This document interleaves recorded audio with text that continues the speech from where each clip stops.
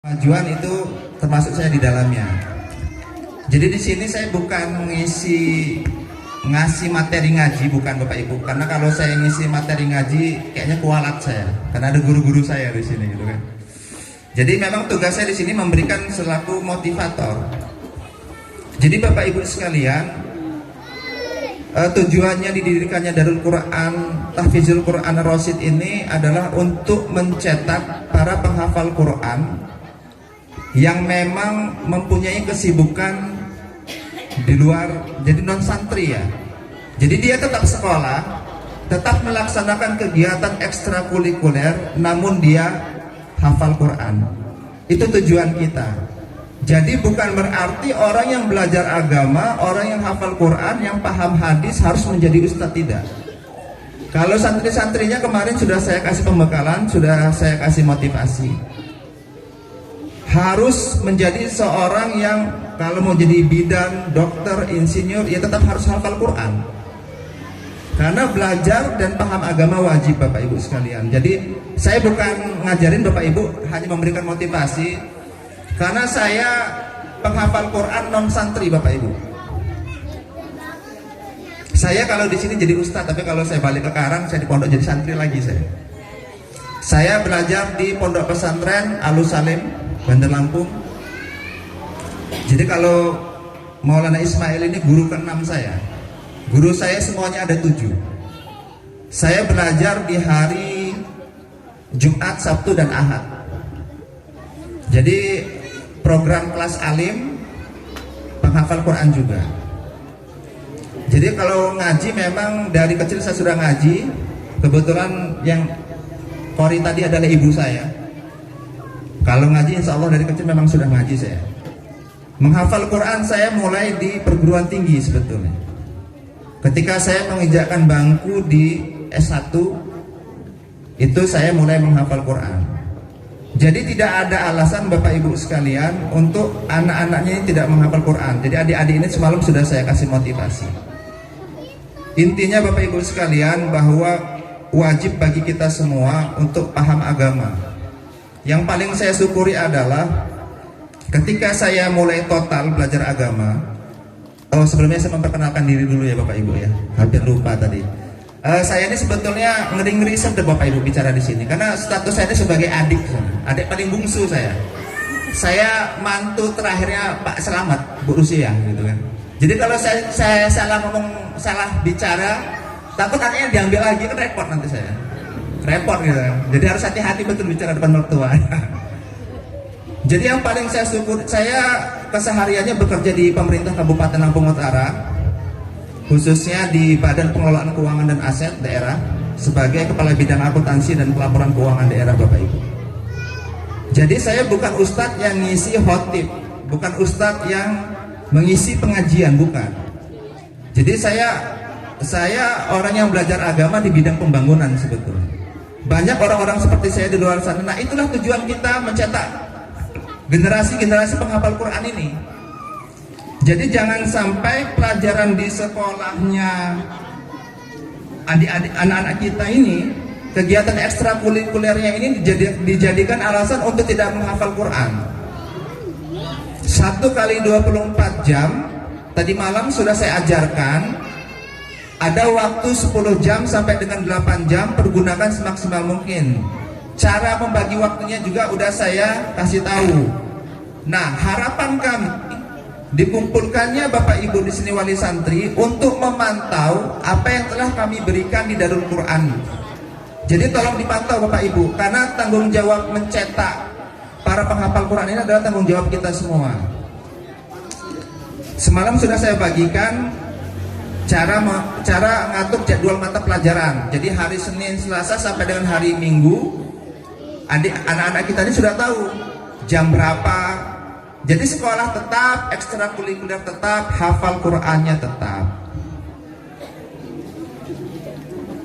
Jadi yang kita harapkan adalah anak-anak kita ini menjadi memang bisa menjaga keseimbangan antara dunia dan akhiratnya. Itu yang kita harapkan. Jadi berdasarkan hitungan waktu kami, saya selaku penanggung jawab program bahwa Darul Quran kita ini kalau melihat perkembangan anak-anaknya hanya maksimal bisa sampai 5 juz.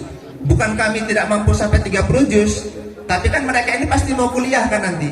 Selesai sekolah, pasti kan keluar nih. Nah, jadi minimal di Darul Quran kami ini berdasarkan hitungan waktu anak-anak kita ini minimal 1 juz, pertengahan 3 juz, maksimal 5 juz. Ini yang harus kami sampaikan. Kami di sini Bapak Ibu sekalian perlu kami informasikan bahwa bukan masalah jumlah bacaannya. Jadi kami punya program itu di bidang kurikulum. Kalau saya kan di program fasilitas. Jadi kualitas dari bacaannya, bukan berapa banyaknya, berapa baik dan berapa benarnya. Sehingga nanti anak-anak kita ini kalau tes di mana saja bisa melanjutkan. Jadi di juz 30 ini yang kami prioritaskan adalah benar dan tartil. Nanti di juz 29 sekaligus pembentukan karakter suara. Jadi jangan diperhatikan suaranya. Kadang-kadang kita kalau dengar orang ngaji kok suaranya jelek, kok suaranya bagus gitu. Tidak Bapak Ibu ya, kalau kita belajar Al-Quran itu yang diperhatikan benar atau tidaknya.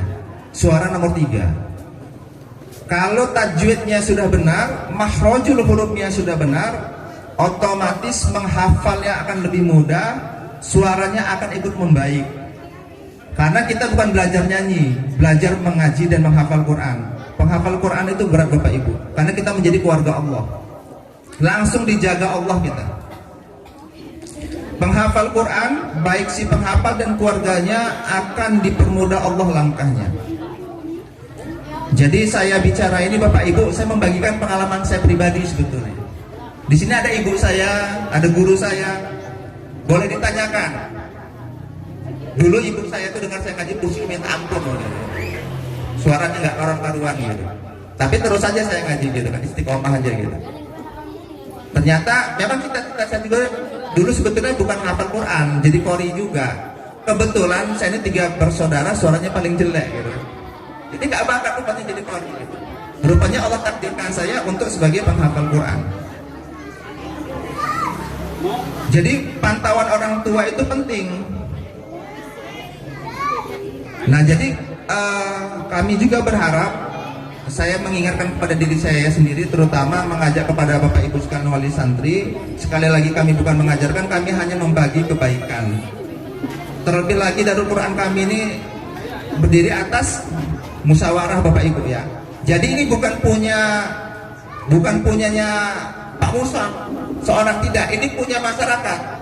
Saya juga selaku pribadi mengucapkan terima kasih yang sebesar-besarnya kepada Bapak Ibu wali santri sekalian, karena kemarin saya dapat laporan bahwa pembangunan Darul Quran kita ini banyak diswadaya juga oleh Bapak Ibu sekalian.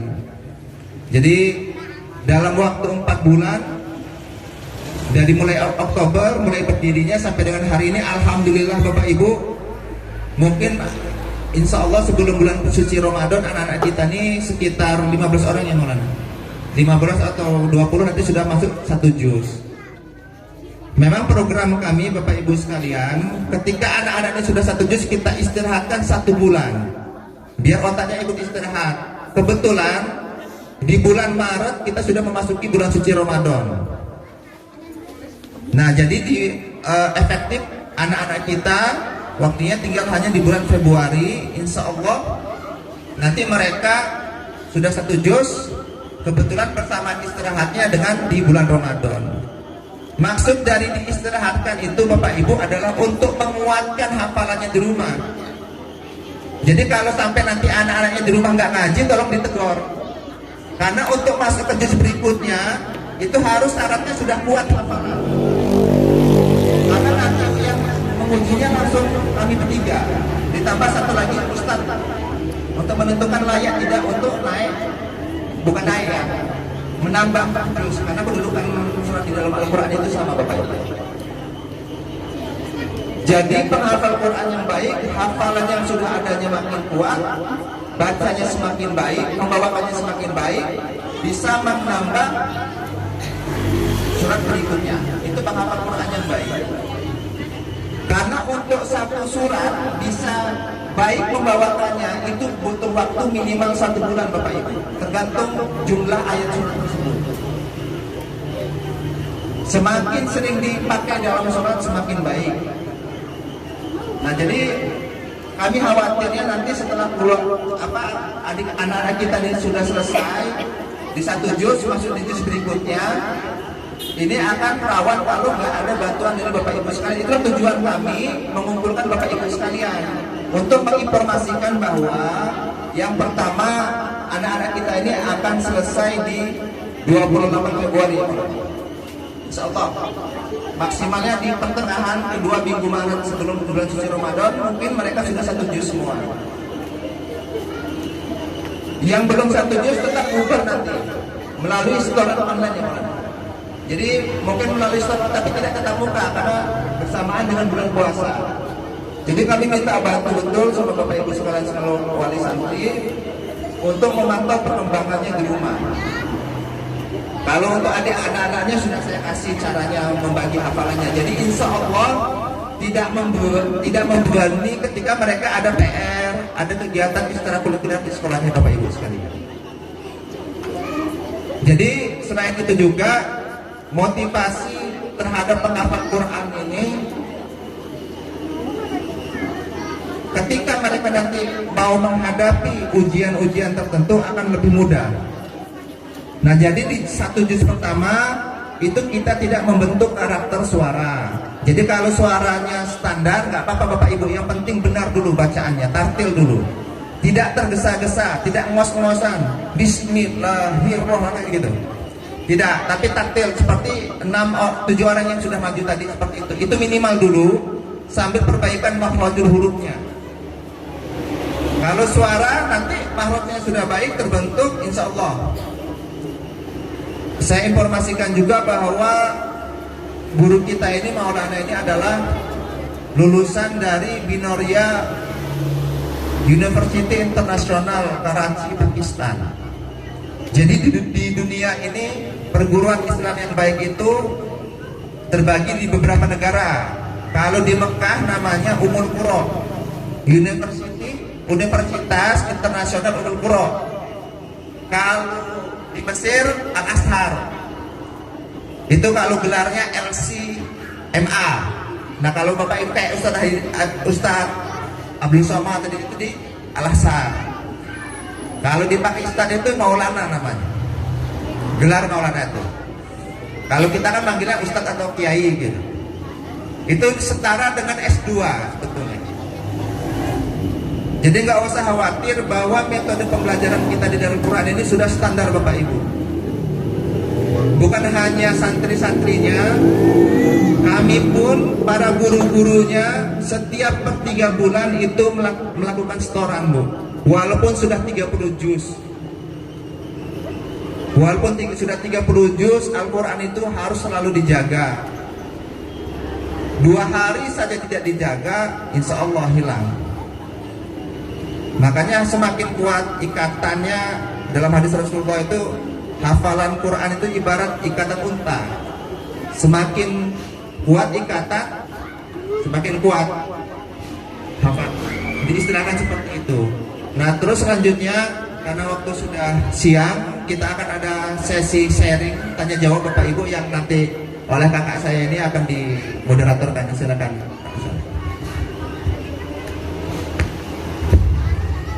Ya, ibu sekalian, bapak sekalian, sekarang sesi tanya jawab.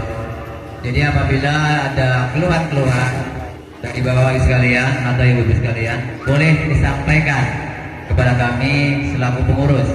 Apa kendala di rumah atau fasilitas yang lain atau gimana?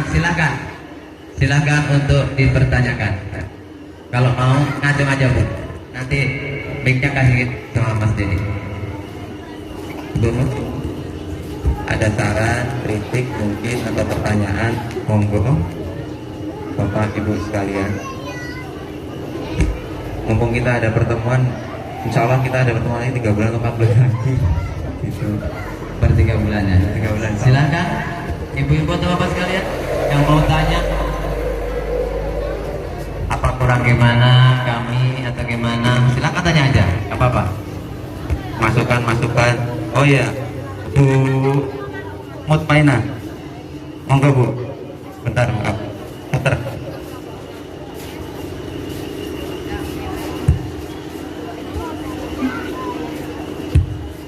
Bismillahirrahmanirrahim.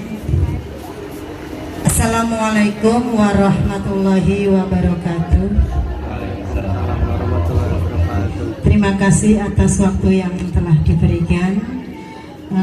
Pertanyaan saya sebelumnya terima kasih sekali atas bimbingan dari para ustadz kepada putra putri kami, sehingga putra putri kami bisa menghafal Al-Quran dengan baik. Mudah-mudahan kedepannya kelak kita berharap menjadi putra putri saleh solehah. Amin. Pertanyaan saya di sini terkait dengan kegiatan yang tadi disampaikan oleh Ustadz, bahwa untuk pembelajaran pada bulan suci Ramadan nanti diberikan secara online, ya. Artinya anak-anak itu harus tetap setor hafalan, tetapi melalui media HP atau bagaimana, nanti Ustadz mohon penjelasannya. Itu yang pertama. Kemudian terkait dengan SPP, apakah masih tetap sama pembayarannya atau mungkin ada dispensasi barangkali? Ini pertanyaan biar jelas semua.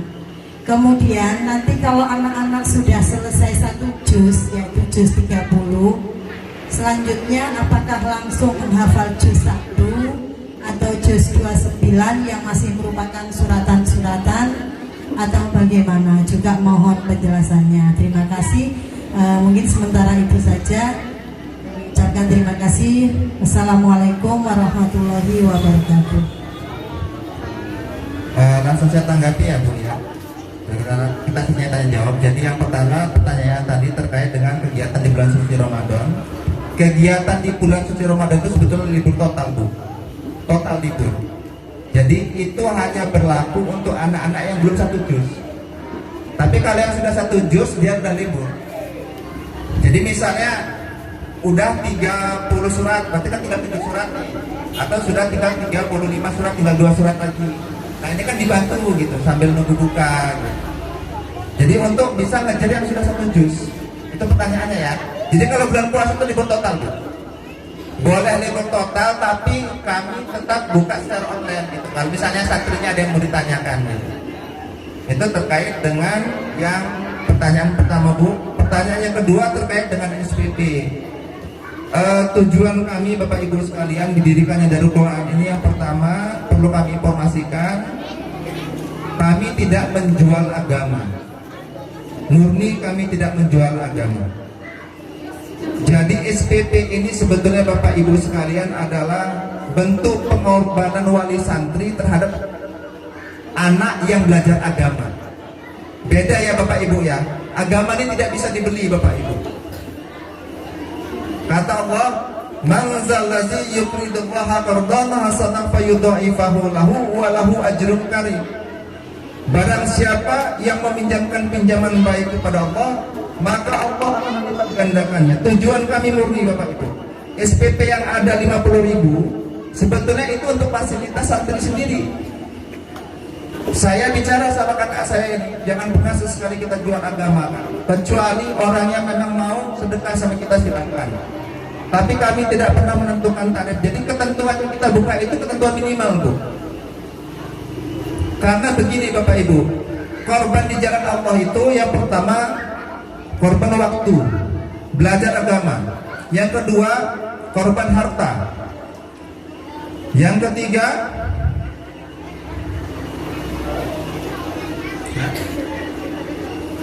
korban pikiran. Jadi ketika kita jangan sesekali gini, ini memang saya lupa juga kemarin nyampaikan kepada kakak saya bahwa SPP itu istilah umum yang kita pakai di masyarakat kita sebetulnya. Tapi dalam istilah agama itu tidak diperkenankan Bapak Ibu. Jadi kalau kita mau ngasih guru kita tuh niatkan ngasih. Jangan pernah sesekali bayar agama, itu nggak boleh. Karena apa? Ini kalam, tidak mungkin kami ngejual ayat gitu kan. gitu. Karena memang murni keluarga besar kami, Bapak Ibu mendirikan Darul Quran ini, guru-guru kami ini murni hanya ingin mengajak pada kebaikan. Kalau nilainya tetap Ibu, 50.000 itu standar minimal. Jadi kami tidak pernah mau menaikkan lagi. Kedudukan surat di dalam Al-Quran itu sama Ibu. Terus, jadi itu Bu ya, masalah bayaran. Jadi memang kita samakan tetap 50.000, kenapa? Sebetulnya itu untuk operasional aja Bu. Operasional ustadznya mondar-mandir itu keuangannya ada kok. Tapi kalau kayak kemarin kita ada biaya pendaftaran ya, itu sebetulnya kita kembalikan Bu. Al-Quran yang kita gunakan itu Al-Quran standar internasional Bu, standar penghafal internasional. Al-Mahfuz itu saya pesennya di Bekasi, sentra Quran langsung di Bekasi. Karena saya bekerja sama dengan sentra Quran yang ada di Bekasi. Jadi dimanapun, kalau anak-anak kita ini nanti dia misalnya ke Mekah, ke Madinah, ke Jeddah, itu Al-Qurannya sama urutannya. Penghafal Quran itu tidak boleh ganti-ganti Quran. Nah, uang pendaftaran itu sebetulnya kita kembalikan untuk fasilitas santri, tidak untuk kami para pengurus. Kami para pengurus ini swadaya Bapak Ibu. Sebenarnya ini perlu kami informasikan, karena niat kami lillahi ta'ala Bapak Ibu sekalian. Niat kami membuka Darul Quran ini sekali kami tidak mencari keuntungan sama sekali, murni kami karena Allah semata. Hanya ingin menyalurkan saja keilmuan yang kami miliki, amal ibadah kami saja sebetulnya. Jadi kami tidak pernah menjual agama ya Bapak Ibu ya. Jadi kalau Bapak Ibu ingin berbuat kepada Darul Quran, silahkan ke pengasuhnya, ke Ustadz Muson. SPP yang ada tiap bulan itu untuk operasional kelas betul. Itu. Jadi kalaupun ada penghasilan lain mau memberikan gurunya, silahkan. Karena begini Bu, kalau misalnya ada yang nggak mampu ya, nggak mampu tapi anaknya berbakat, kuat, bagus, ngajinya bagus, apa yakin orang tuanya bisa, silakan Bu. Kalau nggak salah kemarin ada berapa orang? 6 orang. 6 orang. Nanti bicara secara khusus sama pengasuhnya. Jadi kami tidak pernah membatasi Bapak Ibu. Jangan karena mohon maaf lagi nggak ada duit, jangan masuk dulu nak, nggak enak sudah 20. Jangan. Tetap belajar. Yang kami cetak ini para generasi penghafal Quran yang bisa menjaga keseimbangan dunia dan akhirat Bapak Ibu. Kami tidak mencari untung dan rugi di sini. Masing-masing kami ini punya kegiatan. Saya kesehariannya di pemerintahan, kakak saya ini kesehariannya yang berkebun. Maulana kita ini kesehariannya yang ngajar juga. Banyak ngajar yang nggak di sini aja. Jadi percayalah kami di sini murni ingin menjadikan Kampung Sinar Sari dan Wato ini sebagai kampung Quran. Amin. Amin. Supaya kita semua diberkahi Bapak Ibu. Jadi kalau pas lagi ada Dada yuk. Bapak Ibu mau sedekah, infak ya kami terima. Tapi kalau masalah SPP, pembayaran lainnya, percayalah Bapak Ibu, itu kami kembalikan ke fasilitas. Peralatan tulis, seragam pada waktu pendaftaran. Nah itu. Bentar doang. Dari saya, insya Allah ya, fasilitas akan kami berbagi terus. Kita punya rencana ya, kita akan memplafon. Bahkan ada santri yang bilang, gimana kalau di AC Pak? Kamu nanti tidur terus kalau di AC kata saya. Tapi insya Allah dengan Ustadz Bayu ini sebagai fasilitas, sebagai penanggung jawab fasilitas dan program, insya Allah kedepannya akan kami plafon. Kalau punya rezeki kita kasih AC. Itu nggak ada kipas 4 sebenarnya Bu, tapi katanya masih panas. Tapi tolong doakan kami punya rezeki, insya Allah kedepannya akan diplafon. Pertama plafon, kalau ada rezeki lagi pakai AC.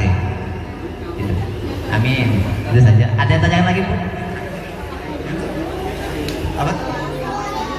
Oh ya, setelah 1 juz Bu, kita mulainya dari 5 juz terakhir Bu. Saya jelaskan begini Bu, penghafal Quran itu mau mulai dari juz 1, mau mulai dari pertengahan, mau mulai dari akhir sama sebetulnya Bu.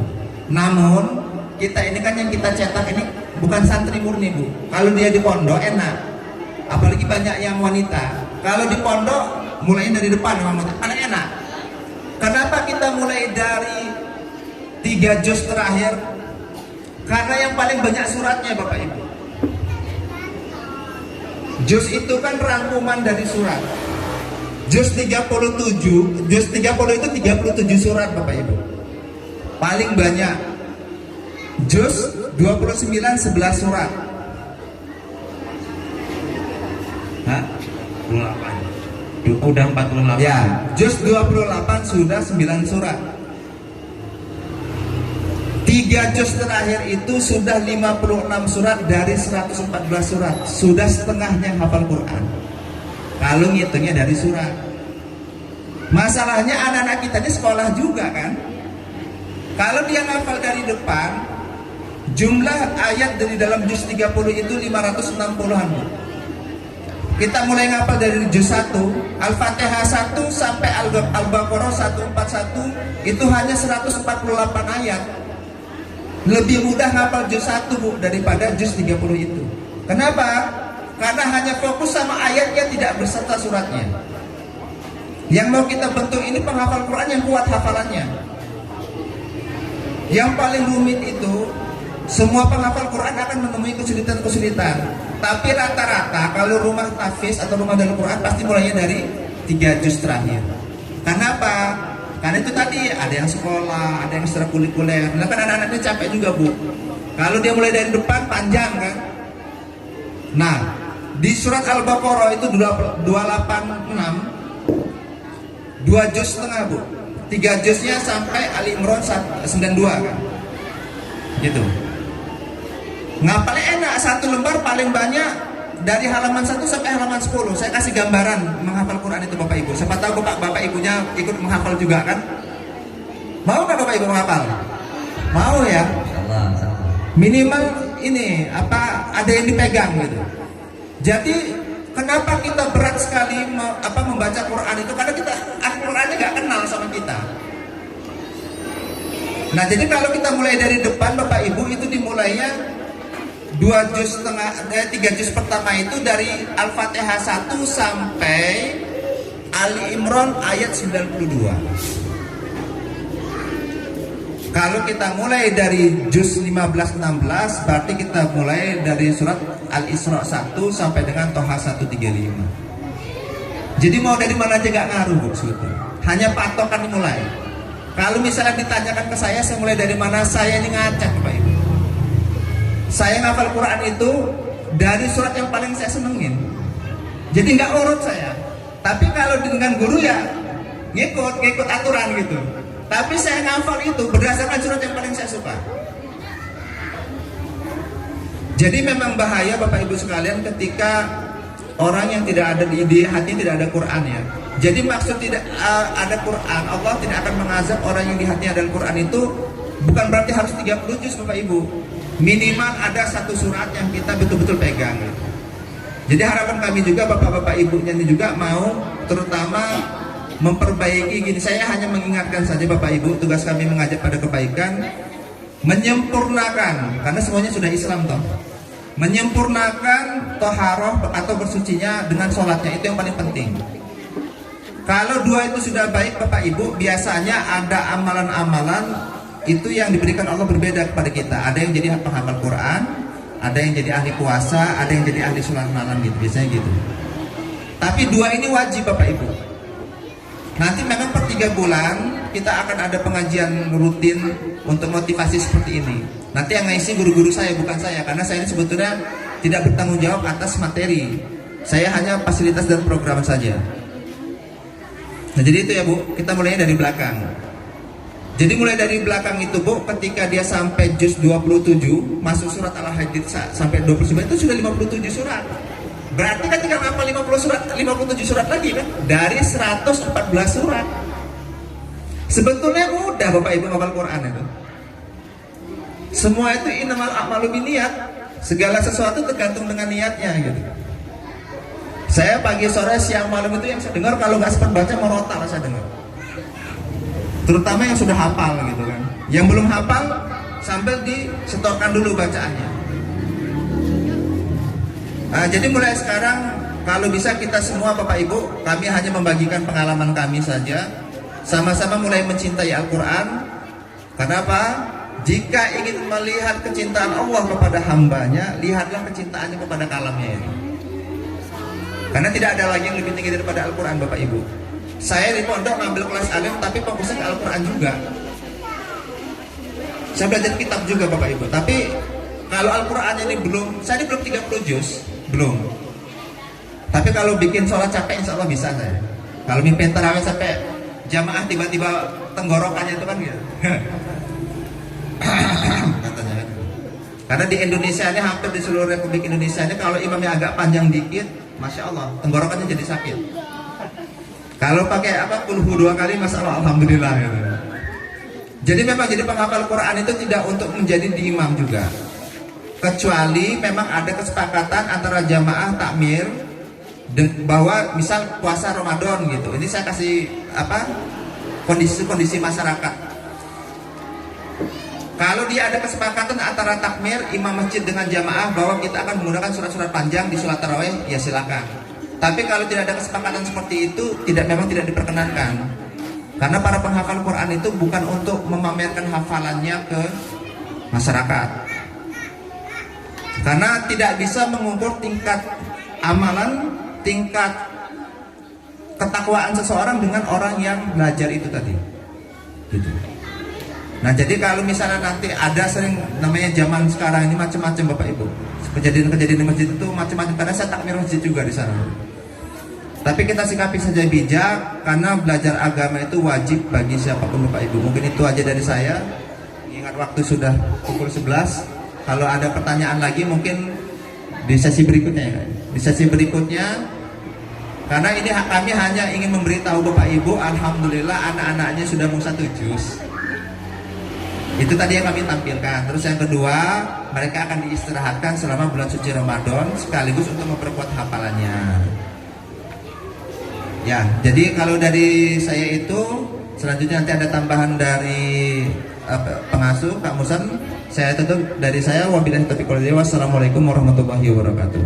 Waalaikumsalam warahmatullahi wabarakatuh. Sebelum ditutup acara ini, saya sebagai pengasuh ingin memberikan informasi untuk anak-anak ibu atau bapak yang ikut tahfidz Quran. Saya kasih dispensasi setiap hari Senin libur, karena yang ikut TPA dia merasa kelelahan. Jadi yang tidak capek boleh masuk.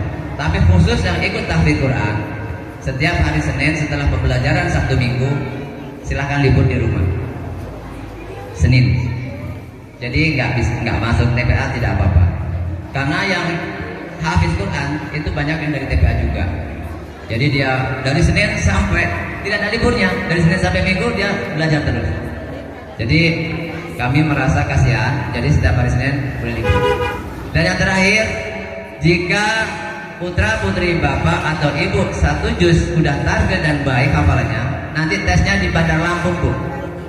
Tesnya akan di Bandar Lampung.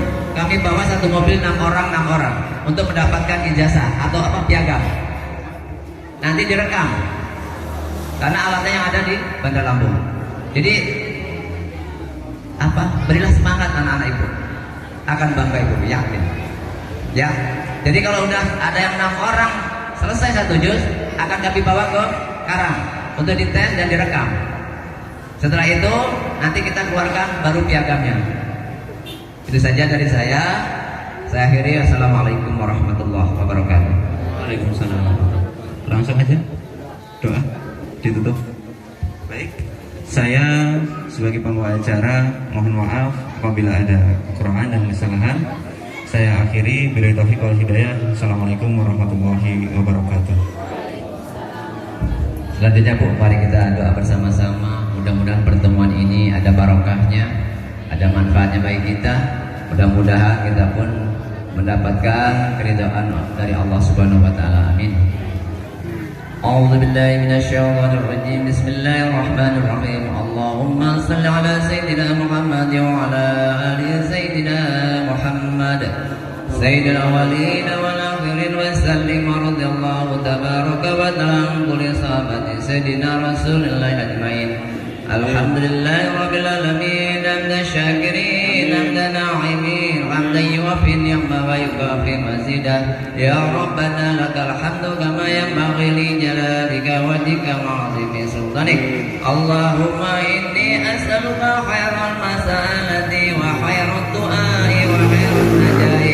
وخير العلم وخير العمل وخير الثواب وخير الحياة وخير الممات وثبتني وثقل موازيني واكف إيماني وارفع درجاتي وتقبل صلاتي واغفر خطيئتي وأسألك الأولى من الجنة ربنا آتنا في الدنيا حسنة وفي الآخرة حسنة وقنا عذاب النار سبحان ربك رب العزة عما يصفون وسلام على المرسلين والحمد لله رب العالمين الفاتحة.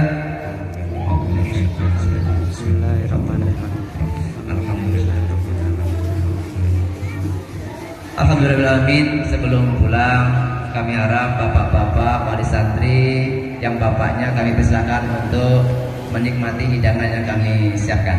Untuk ibunya kalau mau permisi silahkan. Selamat berjumpa lagi di lain waktu insyaallah. Doakan nanti ada acara peresmian tahfidz, nanti kita gabungkan dengan TPA. Mungkin bisa ratusan, Bu.